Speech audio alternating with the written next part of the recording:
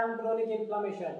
जो मेरा video and हुआ था वो फर्स्ट था क्रोनिक इन्फ्लामेशन, यहाँ तक डिटेल से बता दिए हैं। आगे बताते हैं क्रोनिक इन्फ्लामेशन के बारे में। Chronic inflammation response is long times inflammation, यानी क्रोनिक इन्फ्लामेशन जो होता है ना उसका ड्यूरेशन, टाइम ड्यूरेशन क्या होता है, लंबा होता है। ये बहुत मतलब क्या होता है, ज्यादा दिन के लिए होता है। एग्जाम्पल के तौर पे 6 month, 7th month, 8th month, 9th month, 4 month, ज्यादा से ज्यादा 2 ईयर 3 ईयर तक ये क्रोनिक इन्फ्लामेशन हो सकता है। ठीक है, क्रोनिक इन्फ्लामेशन का होने का कॉज क्या है, कारण क्या है, उसका सिम्टम क्या है, उसको जानेंगे। अब क्रोनिक इन्फ्लामेशन का मतलब ही हो रहा है लंबा समय। एक्यूट का मतलब होता है छोटा।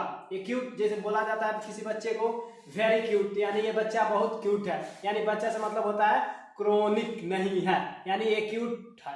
एक्यूट है तो एक्यूट बच्चे को बोलते हैं, इसलिए एक्यूट शॉर्ट टाइम के लिए होता है और क्रोनिक लॉन्ग टाइम के लिए होता है। कॉज ऑफ क्रोनिक इन्फ्लामेशन यानी उसका सिम्टम क्या है, by some organisation. For example कोई भी फॉरेन पार्टिकल अंदर गया उसी को बोलते हैं सम ऑर्गेनाइजेशन, यानी कुछ फॉरेन पार्टिकल, बाहरी पार्टिकल अंदर एंट्री कर गया, प्रवेश कर गया हमारे बॉडी के अंदर, उसके कारण इन्फ्लामेशन हो गया, उसमें सूजन हो गया। ठीक है, अट्रैक्शन बढ़ रहा है, मानते हैं एक दूसरे से हम लड़ गए या एक्सीडेंट हो गया, उस कारण भी इन्फ्लामेशन हो जाता है। इसका एग्जांपल है कॉज ऑफ क्रोनिक इन्फ्लामेशन। यहाँ पे मायोकार्डियल इन्फेक्शन, इसको बोलते हैं MI, मायोकार्डियल इन्फेक्शन। ये हार्ट से रिलेटेड डिजीज है। फर्स्ट है माइकोबैक्टीरियम ट्यूबरक्लोसिस। टीबी जो होता है उसको क्या बोलते हैं, मायोकार्डियम, और टीबी जो होता है उसको ट्यूबरक्लोसिस बोलते हैं ना। आई है माइकोबैक्टीरियम ट्यूबरक्लोसिस। एक होता है MI, मायोकार्डियल इन्फेक्शन, वो हार्ट से रिलेटेड होता है। सेकंड नंबर है ट्रेपनोमा पैलिडम। ट्रेपनोमा पैलिडम एक प्रकार का डिजीज है। ठीक है, उसके बाद है प्रोलॉन्ग एक्सपोजर ऑफ लंग्स, यानी लंबा समय तक एक्सपोजर है, यानी उस रोग से ग्रसित है, उसको क्या बोलते हैं, एक्सपोजर। यानी कोविड-19 आया, उसमें क्या होता है, अधिक से अधिक, ज्यादा से ज्यादा लोग क्या होते हैं उससे एक्सपोजर थे, उसी को बोलते हैं prolong exposure of lungs. Lungs में क्या होता है, यही लंग्स का डायग्राम है, इसमें क्या होता है, फ्लूइड भर जाता है, जिसके कारण क्या हो जाता है, वो क्रोनिक इन्फ्लामेशन में चेंज हो जाता है। फोर्थ नंबर है auto immuno disease. Auto immuno disease जो होता है, जो हमारे बॉडी के सेल के कारण ही वो डिजीज होता है, रोग होता है, उसको क्या बोलते हैं, ऑटो इम्यूनो डिजीज।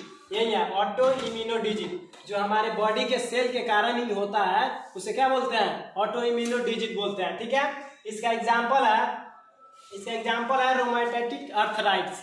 यानी आर्थराइटिस क्या होता है, जहां भी TIS लग जाता है उसको बोलते हैं आर्थराइटिस, यानी इन्फ्लामेशन, इसका शॉर्टकट है। यानी रोमेटोइड आर्थराइटिस जो होता है वो ज्वाइंट पेन होता है, ज्वाइंट में, घुटना में पेन हो जाएगा, गठिया हो जाएगा, साइटिका हो जाएगा, यूरिक एसिड का कमी हो जाता है, उसको क्या बोलते हैं, ज्वाइंट पेन।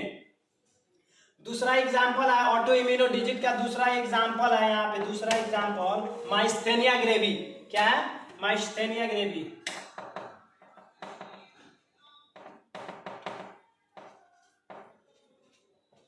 दूसरा एग्जांपल है माइस्थेनिया ग्रेवी, इसका किसका, ऑटो इम्यूनो डिजीज का। ठीक है, उसके बाद हम देखेंगे क्रोनिक इन्फ्लामेशन में सेल, जो क्रोनिक इन्फ्लामेशन में है सेल डेथ करने लगता है, नेक्रोसिस होने लगता है। जब नेक्रोसिस होने लगेगा तो सेल डेथ करने लगेगा, तो हमारे बॉडी के सेल मरने लगेंगे, यानी डेथ करने लगेंगे, नेक्रोसिस होने लगेगा। नेक्रोसिस का मतलब ही होता है सेल का डेथ करना। ठीक है, अब यहाँ पे जब सेल डेथ करेगा तो उसको खाने के लिए कौन आएगा, माइक्रोफेज, यानी सड़ा हुआ कोई भी अपशिष्ट पदार्थ होता है, वेस्ट मटेरियल, उसको सड़ा है तो उसको दफना देंगे, तो हमारे जब बॉडी में वो सड़ जाएगा, सेल डेथ करेगा तो बदबू देगा, तो उसको मारने के लिए कौन आएगा, माइक्रोफेज। माइक्रोफेज आएगा, तो माइक्रोफेज क्रोनिक इन्फ्लामेशन में मोस्ट इंपोर्टेंट होता है। क्या होता है, most important cell in chronic inflammation, यानी माइक्रोफेज उसमें वेरी मोस्ट इंपोर्टेंट रोल अदा करता है। किसमें, क्रोनिक इन्फ्लामेशन में माइक्रोफेज बहुत अपना महत्वपूर्ण रोल अदा करता है। जैसे बैक्टीरिया, टॉक्सिक केमिकल जितना भी रिलीज होते हैं, मरते हैं, उसको क्या करता है, खा लेता है, मार देता है। ठीक है, उसके बाद है टी लिम्फोसाइट। टी लिम्फोसाइट से बना है टी लिम्फोसेल। टी लिम्फोसाइट किसका पार्ट होता है, RBC का। RBC का लाइफ स्पेन कितना होता है, 120 डे। ठीक है, 120 डे होता है। अभी टी लिम्फोसेल से बनता ही है टी लिम्फोसाइट। ये कहाँ से रिलीज होता है? लिम्फोकाइन से, लिम्फोकाइन। अब ये जो रिलीज हो रहा है, कौन रिलीज कर रहा है? टी लिम्फोसाइट जो रिलीज कर रहा है, कौन रिलीज कर रहा है? टॉक्सिक। टॉक्सिक क्या है? एक प्रकार का जहरीला पदार्थ है, ठीक है। अब ये टॉक्सिक रिलीज कर रहा है लिम्फोकाइन का। लिम्फोकाइन हरदम एक्टिव रहता है। अब लिम्फोकाइन को एक्टिव कौन कर रहा है? टॉक्सिक। टॉक्सिक जो होता है ये जहरीला पदार्थ है। इस जहरीला पदार्थ को एक्टिव रखने का काम कौन करता है? मैक्रोफेज।